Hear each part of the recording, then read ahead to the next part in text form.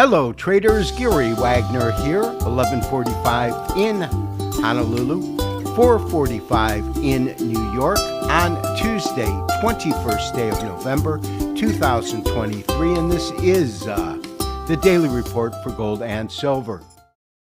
After opening at $2,000.10 and trading to a high of $2,030, the first day in which the February contract has become the most active contract, we have gold up $20.30, currently fixed at $2,020.80. Although the volume is much lower than the December contract, that will change as first delivery notices will be delivered on November the 30th.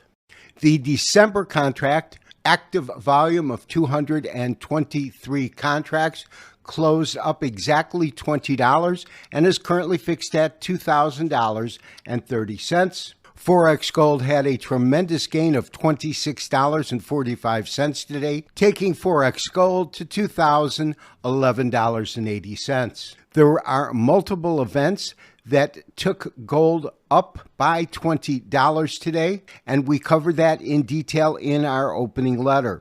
Of course, we are long at $1,988. Our stop is currently at $1,970. We will look to raise that, but in terms of our current expectations, if gold should continue to move higher, as I believe it certainly could, the next real level of resistance comes in at around $2,040 per ounce. I am basing it on this top here, which is actually a double top when we look at the highs of the end of October, as well as the highs that came in at the beginning of June.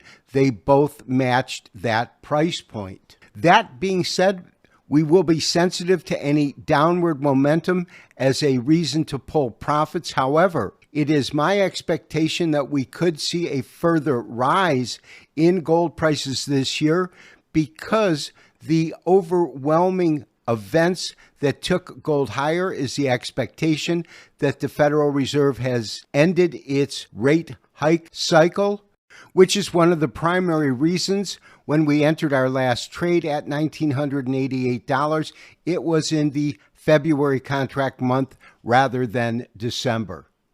Besides the pause of interest rate hikes that the central banks worldwide have been enacting, they have also been large purchasers of gold, this according to the World Gold Council.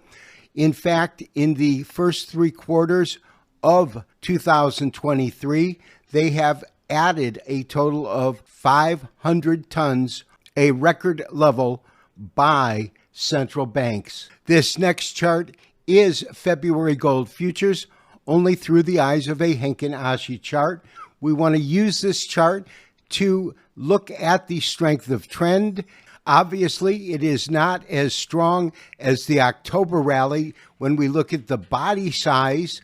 However, when we look at this recent rally from the lows that came in, we can see that only one candlestick has had a lower wick, and that suggests weakness, and that, of course, occurred yesterday. We have converted our chart to a 3-line break chart. That, of course, is analogous to a point and figure in that it only forms a new candle when specific criteria are met. It also indicates that the current bullish trend is intact and that we could see gold, in fact, move higher from this price point. We're looking at a daily chart of December silver.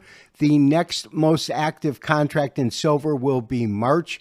That trades in a 3-month cycle. You can see we had a tremendous gain this week alone. We have seen it gain over 1.5%, and that's indicative of these recent price advances from lows that came in back last Monday, the 13th of November, when silver was just under $22 per ounce. It is now quickly approaching $24 per ounce, and in fact closed within 9 cents of that just a few days ago.